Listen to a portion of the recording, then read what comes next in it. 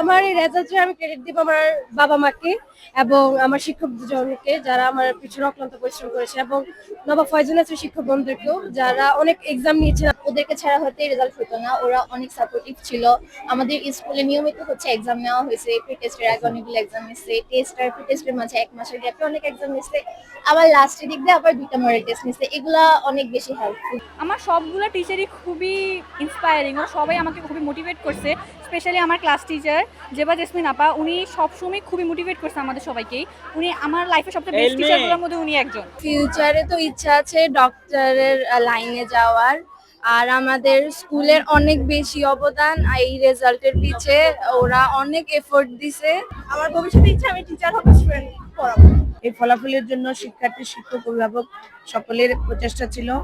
আমি বিশেষ করে এই প্রতিষ্ঠানে যারা শিক্ষক আছেন তাদেরকে ধন্যবাদ জানাই, কারণ ওনাদের পরিশ্রম এবং ওনাদের যে চেষ্টা এটা সফলতা এনে দিয়েছে আমাদের বাচ্চারা।